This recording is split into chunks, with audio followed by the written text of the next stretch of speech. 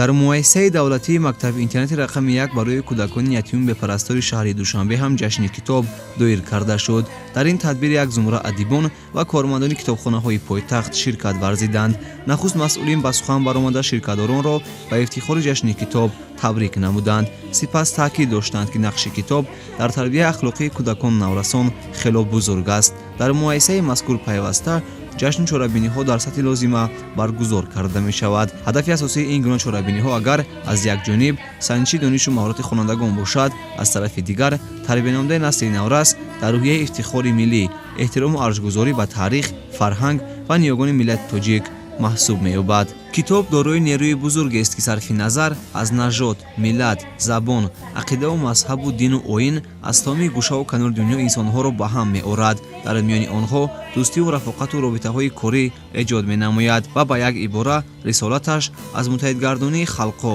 муаррифсозии кишварҳо ва эҷоди якдилу ҳамбастагӣ иборат аст. воқеан ҳам китоб сарчашмаи дониш, аниси кунҷи танҳоӣ, омили асосии ташаккули инсони фарҳангӣ, дӯсти беғараз ва равшангари роҳи имрӯзу фардои ҳар як шахс ва халқияту миллатҳо ба ҳисоб меравад. ҳар шахси соҳиби фарҳанг ва оқилу доно яқин медонад ки сарчашмаи муваффақиятҳояш хондану омӯхтан ба ҳисоб рафта дар ҷаҳони муосир калиди пешравиҳо ва рушду тараққиёти давлатҳои алоҳида ташаккули иқтисодиёти ба дониш асосёфта мебошад. аз ин рӯ мо бояд дарк намоем ки хондани китобу муроҷиат ба сарчашмаҳои гуногуни дониш шарти асосии ташаккули ҷомеаи тамаддунсоз ва иқтисодиёти инноватсионӣ ба ҳисоб меравад.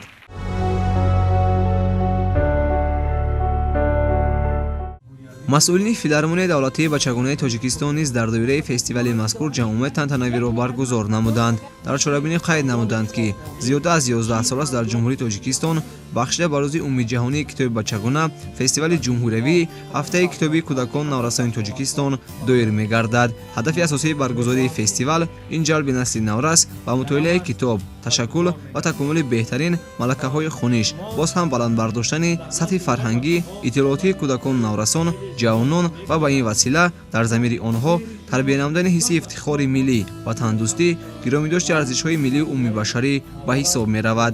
яке аз самтҳои афзалиятноки сиёсати ҳукумати ҷумҳурии тоҷикистон дар соҳаи маориф ва фарҳанг ин тарбияи насли ояндасози миллат дар рӯҳияи созандагӣ, бунёдкорӣ, ҳисси хештаншиносӣ ва тандурустӣ, эҳтиром ба таърих ва мероси гаронмӯяи ниёгон, ифтихор аз комёбиҳои даврони соҳибистиқлолӣ, ташаккули ҷаҳонбинии илмӣ, равона сохтани майлу завқи насли наврас ба донишомӯзӣ, баҳрабардории ҳарчи бештари кӯдакон наврасон аз дастовардҳои илмиву техникӣ ва технологияи муосир ба ҳисоб меравад. муҳимтарин вазифаи фестивал аршгузорӣ ба мероси ниёгон, арзишҳои миллӣ ва умумибашарӣ, тарғибу ташвиқи адабиёти тозанашри илмӣ оммавӣ, муаррифии беҳтарин асарҳои адабиёти классикӣ ва муосири тоҷик, дастраси кӯдакон наврасон гардонидани мероси таърихию фарҳангии халқи тоҷик тавассути ташкили маърузаҳо дар ҳамкорӣ бо падару модарон, боз ҳам беҳтар намудани сифати таълиму тарбияи фарзандон, баландбардоштани ҳисси масъулиятшиносии волидайн нисбат ба масъалаҳои хониши кӯдакон наврасон, ташаккули фарҳангии иттилоотии онҳо, бедор намудани майлу рағбат ва шавқу ҳаваси насли наврас ба мутолиаи китоб ва чорабиниҳои гуногуни фарҳангӣ, кашфи истеъдодҳои ҷавон, ташкили ярмаркаи китобҳои бачагона дониста мешавад.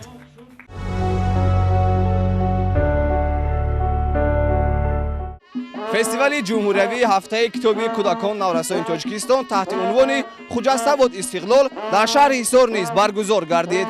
макони баргузории фестивали мазкур китобхонаи марказии шаҳр интихоб гардида буд. дар ин макон дӯстдорони китоб ҷамъ омада бо адибону шоирони писандаашон аз наздик шинос шуданд. пайгири барномаи мо бошед ва моро ҳамроҳӣ кунед. шурӯъ аз 2 апрели соли равон дар саросари мамлакат таҳти унвони хуҷаста буд истиқлол фестивали ҷумҳуриявии ҳафтаи китоби кӯдакон наврасони тоҷикистон оғоз гардид. фестивали ҷумҳуриявии ҳафтаи китоби кӯдакон наврасони тоҷикистон дар китобхонаи марказии шаҳри ҳисор бо пешниҳоди барномаи фарҳангӣ истиқбол карда шуд. дар саҳни китобхонаи мазкур гӯшаи китоб ташкил карда шуда, дар он китобҳои бадеиву бачагона ва китобҳои таълифнамудаи асосгузори сулҳу ваҳдати миллӣ пешвои миллат президенти ҷумҳурии тоҷикистон муҳтарам эмомалӣ раҳмон ба намоиш гузошта шуда буд. ширкатдорони ин маҳфил ки аз ҳисоби адибону шоирон ва кормандони китобхонаҳои пойтахт интихоб гардида буданд, аз гӯшаи китобҳо дидан карданд.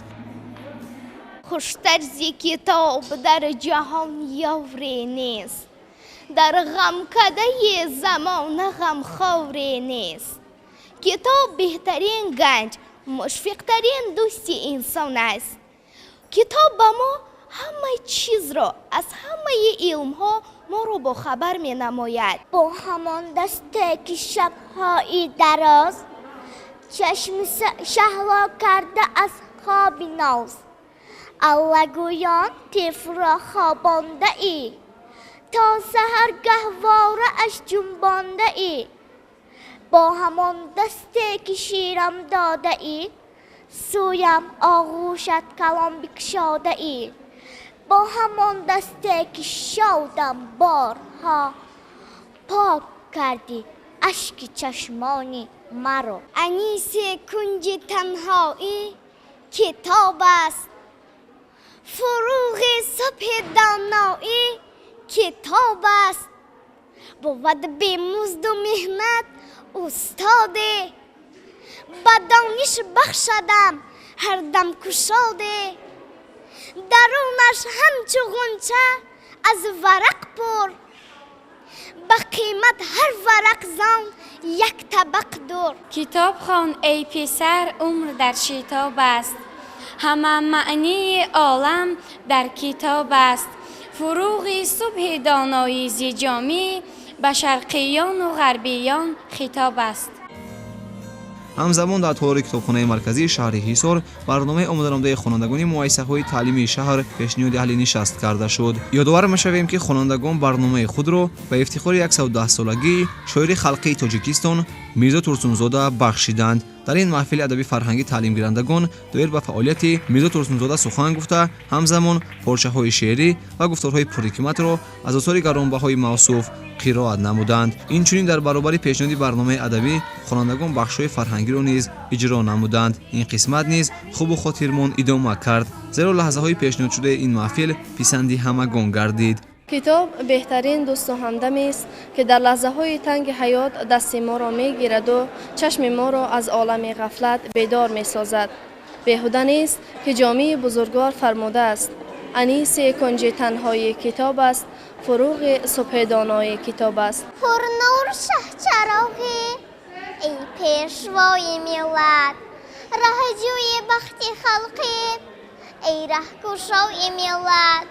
داستان صلح و وحدت با خون دل نوشتی، از رشته جسم و جانت کردی بنای ملت.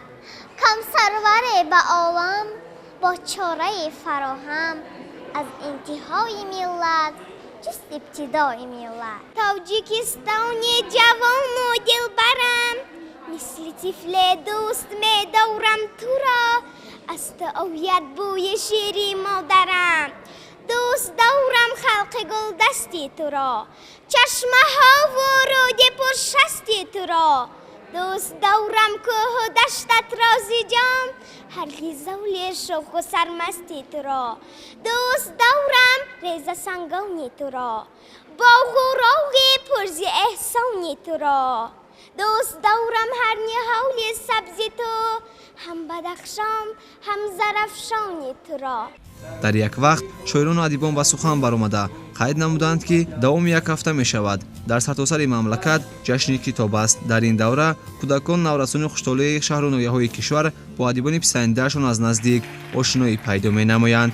برای ما مایه افتخار است که در این چوره‌بینی اشتراک نمودیم و از برنامه راه‌اندازی شده شاد و بلنده گردیدیم. در اصل کتاب منبع پیدایش همه علم‌ها و فضل و کمال انسان، سرچشمه دریای عقل، مخزن فرهنگ ملی، پایه تمدن جهانی متمدن خاصه آینه حیات و کلید در گنج سخن است. کتاب است که برابر باز نامدن صحیفه اولینش در علم و دانش خرد و فرهنگ را باز می‌کند و به واسطه ما را به عالم معنی هدایت می‌نماید. کتاب بهترین یاور و مسئولیتگری کسب بوده حیات و زندگی، کار و فعالیت و دانش و مسئله‌های نو به نو را می‌آموزاند.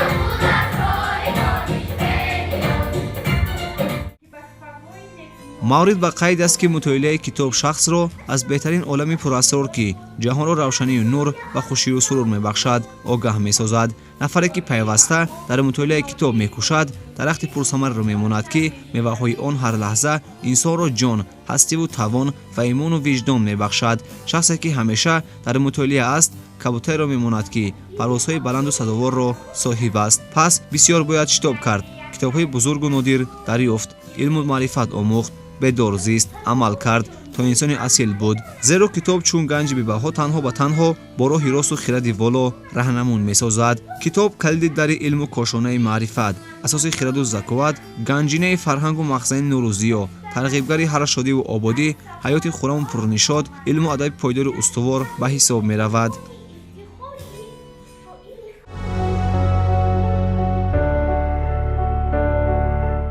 фестивали ҷумҳуриявии ҳафтаи китоби кӯдакон наврасони тоҷикистон меҳмони китобдӯстони шаҳри бохтар низ гардид. Дар ҷамъомади мазкур хонандагон бо рӯҳияи болида иштирок намуда, маҳороти суханварию сухандонии худро ба ҳозирин нишон доданд. тавре маълум гардид, хонандагон барои гузарондани ин барнома омодагии хуб гирифтанд, зеро ҳар як бахш пешниҳодшуда аз ҷониби ширкатдорон бо дилгармӣ пазируфта шуд. фестивали ҷумҳуриявии ҳафтаи китоби кӯдакон наврасони тоҷикистон таҳти унвони ҳуҷастабод истиқлол ҳама сола дар сартосари кишвари маҳбубамон даҳаи аввали моҳи апрел баргузор мегардад. мақсади асосии фестивал ҷалби насли наврас ба мутолиаи китоб, ҷалби бештари кӯдакон ба китобу китобхона мебошад. муҳимтарин вазифаи фестивал арҷгузорӣ ба мероси ниёгон, арзишҳои миллӣ, ватандӯстӣ, ватанпарастӣ, ифтихор аз Тоҷикистон, тарбияи насли наврас дар рӯҳияи созандагӣ, бунёдкорӣ, худшиносӣ ва омодагӣ ба ҳифзи марзубуми кишвар мебошад. хотиррасон менамоем ки фестивали мазкур аз 2 апрел то 9 апрели соли равон дар шаҳру ноҳияҳои мамлакат идома меёбад.